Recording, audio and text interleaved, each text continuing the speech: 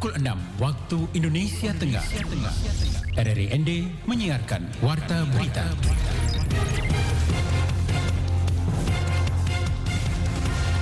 Selamat pagi saudara, Anda mendengarkan Warta Berita edisi Kamis 23 Maret 2023 dengan berita utama pagi ini. Umat Hindu di kota Labuan Bajo dipastikan tetap merayakan Nyepi dengan penuh makna. Provinsi NTT mengirimkan ratusan ekor sapi jelang Ramadan ke Pulau Jawa.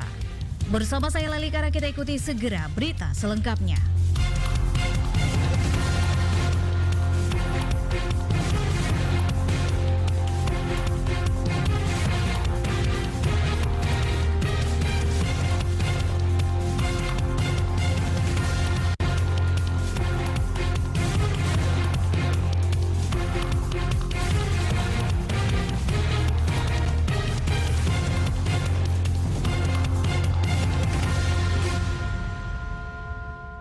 Ratusan umat Hindu yang ada di kota Labuan Bajo, Kabupaten Manggarai Barat dipastikan tetap menjalankan perayaan Hari Raya Nyepi dengan lancar dan aman, termasuk seluruh rangkaian kegiatan upacara sebelum dan sesudah Hari Raya Nyepi Tahun Baru Saga 1945.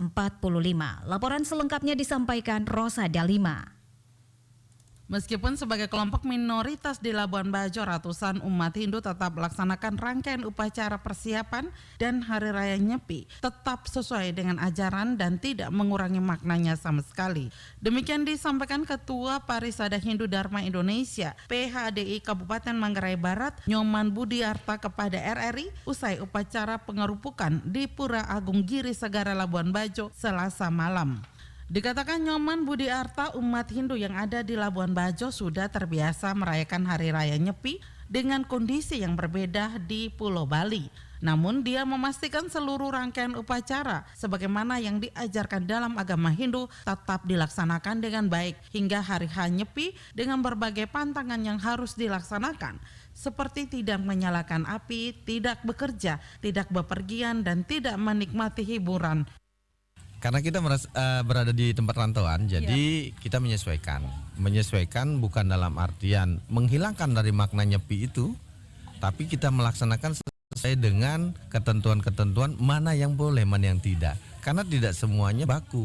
Bisa dilaksanakan sesuai dengan koridor agama, baik pelaksanaan upacara, tetapi disesuaikan dengan tempat dan wilayahnya, maknanya tidak berubah. Sebagai warga perantau di Labuan Bajo, Nyoman mengajak seluruh umat Hindu yang ada untuk menyesuaikan pelaksanaan Hari Raya Nyepi dengan kondisi lingkungan sosial setempat tanpa menghilangkan maknanya. Bersama umat Hindu yang ada, dirinya bersyukur karena meskipun minoritas, pemeluk Hindu diterima dengan baik oleh masyarakat di Labuan Bajo dan oleh pemerintah setempat difasilitasi dengan baik pula untuk lokasi pembangunan Pura Agung. Dari SP Labuan Bajo, Rosa Dalima melaporkan. Aktivitas Gunung Ilelewotolok terpantau 25 kali erupsi disertai gempa Selasa 21 Maret 2023. Tinggi abu akibat erupsi ini mencapai 500 meter dan saat ini warga juga diminta waspada dengan awan panas guguran yang berpotensi terjadi.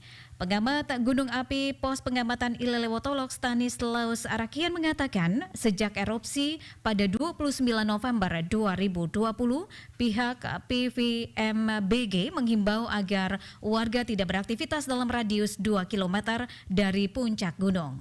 Terpantau 25 kali gempa erupsi dengan tinggi kolom abu teramati putih hingga abu tebal condong ke arah barat laut dengan ketinggian 200 sampai dengan 500 meter di atas puncak.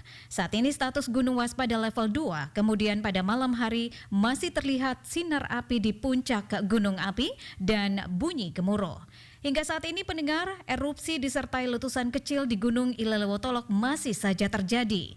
Meski begitu, warga yang berada di kaki Gunung Ilelewotolok masih bertahan dan belum memilih mengungsi.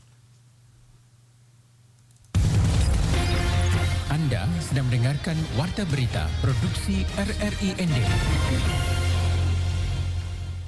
Untuk memenuhi kebutuhan akan daging sapi menjelang Hari Raya Lebaran tahun 2023, Balai Karantina Pertanian Kelas 1 Kupang mengirim 550 ekor ternak sapi potong ke wilayah DKI Jakarta.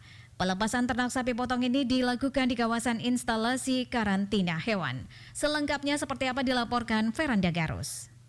Pengiriman 550 ekor ternak sapi ini merupakan momen yang paling baik terutama bagi peternak dan pelaku usaha. Pasalnya proses pengiriman ternak sapi tersebut merupakan pertama kali dilakukan di tahun 2023. Kepala Balai Karantina Kelas 1 Kupang Julius Umbu Hunggar menyampaikan, Provinsi Nusa Tenggara Timur merupakan satu-satunya provinsi yang populasi ternak sapi potong tertinggi secara nasional dan masih dinyatakan zona hijau penyakit mulut dan kuku pada hewan. Pertama memilih sapi dari NTT karena memang stoknya mencukupi. Selain itu terjadi kontinuitas pengiriman gitu. Karena memang populasi kita dari NTT cukup tinggi untuk saat ini. Terus yang berikutnya terkait dengan kesehatan, ada jaminan kesehatan untuk ternak potong kita dari NTT.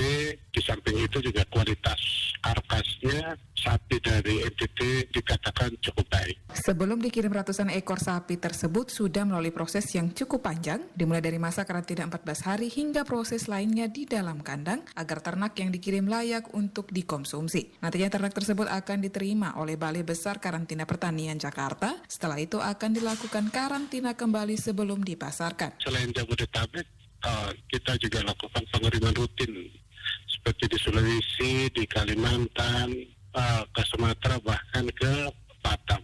Sehingga saat ini NTT masih bebas penyakit mulut dan kuku. Tapi selanjutnya kita tetap melakukan deteksi dini, deteksi penyakit di dalam instalasi karantina untuk keperluan lalu lintas hewan. Dari situ kita lihat klinisnya, fisiknya, apakah menunjukkan penyakit-penyakit hewan, terutama penyakit hewan yang berbahaya atau tidak. Dengan tingkat angka pengiriman yang cukup tinggi di tahun 2023 ini, dirinya optimis angka ternak ini akan terus bertambah menjelang Hari Raya Suci Ramadan. RRI Veranda Garus melaporkan. Kita beralih ke berita selanjutnya. Gubernur NTT Victor Bung Tilulai Skoda terus mempromosikan kelor asal NTT. Lady Badin melaporkan.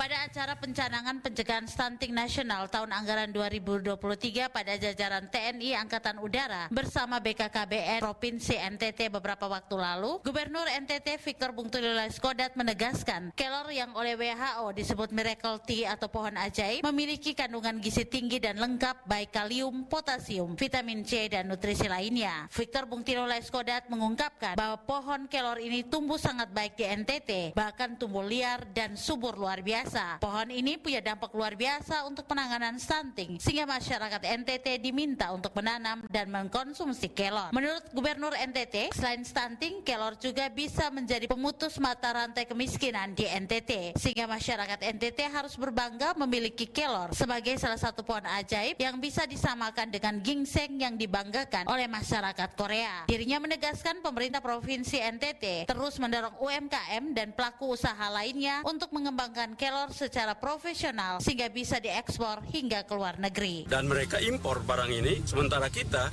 bertumbuh dengan luar biasa di sini. Karena itu kita mendorong ini sebagai bagian dari gerakan bersama masyarakat untuk sadar bahwa kita perlu makanan yang bergizi, tidak perlu jauh-jauh di toko ketika kita ada di kebun kita. Gubernur NTT juga memberikan apresiasi kepada Kementerian Kesehatan yang telah melakukan koreksi terhadap presentase stunting di NTT dari proyeksi sekitar 35%, sekarang dikoreksi menjadi 17,7%. Menurut Gubernur Victor Bung Tilulai Skodat, dengan mempertahankan cara kerja yang sudah dilakukan selama ini, NTT dapat mendekati target stunting yang ditetapkan oleh Presiden di tahun 2024 sebesar 14%. RRI ND Lady Badin melaporkan.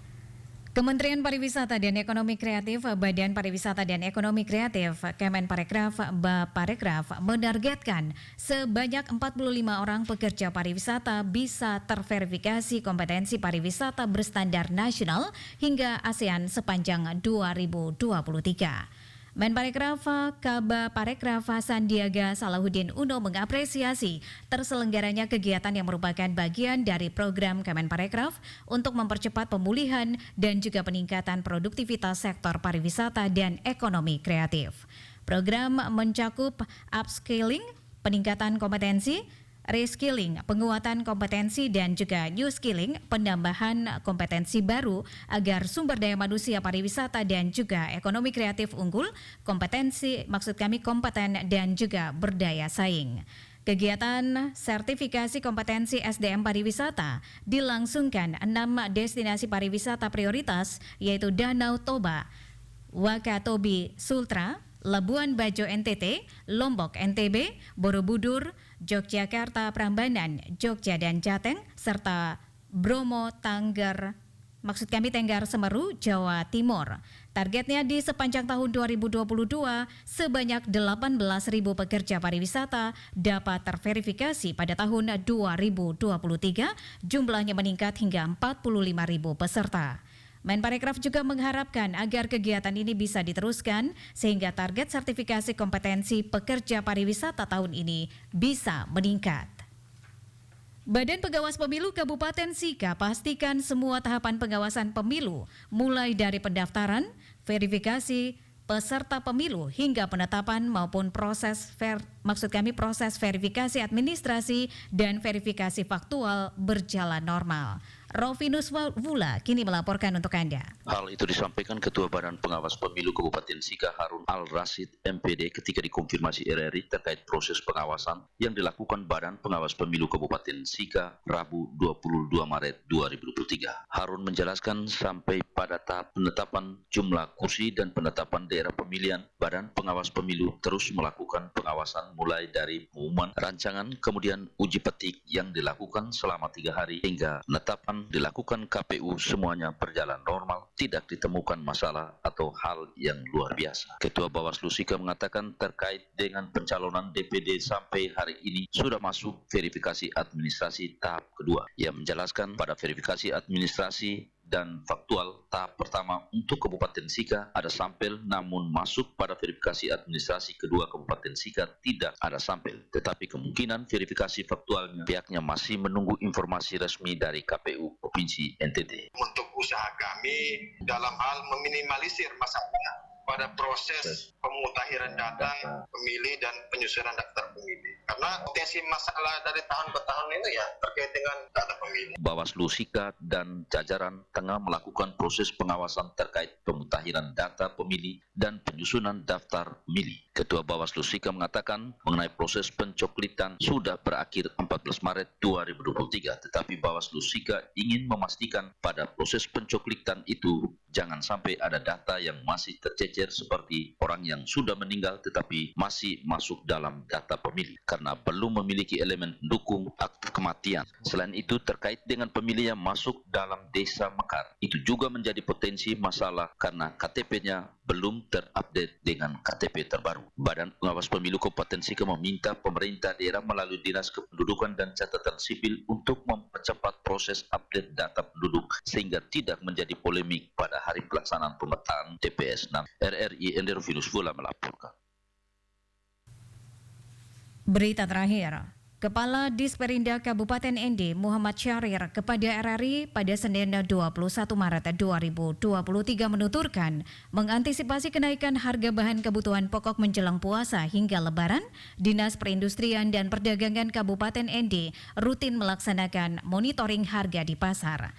Ia menjelaskan hal ini dilakukan untuk mengetahui stabilitas harga kebutuhan pokok, pendistribusian, dan ketersediaan di pasaran yang selalu mengalami kenaikan.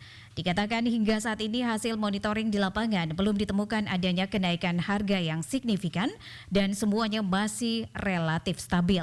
Ia melanjutkan pihaknya menjamin untuk bahan kebutuhan pokok hingga Lebaran nanti sangat mencukupi untuk kebutuhan masyarakat di Kabupaten ND. Kemudian hal spekulasi yang terjadi pertama pembahasan pengawas di lapangan dengan melibatkan semua unsur terkait dan juga menjelaskan apa itu pas kita kan ingin melakukan operasi pasar di daerah-daerah di pasar sehingga di pasar juga menekan agar para pihak pedagang itu tidak spekulan untuk menaikkan harga barangnya dan juga kami lakukan pengawasan langsung kepada para pedagang-pedagang di pasar. Ia menambahkan dalam pengendalian harga kebutuhan pokok terdapat 2 kegiatan yang dilakukan oleh pihaknya yaitu monitoring harga dan juga operasi pasar.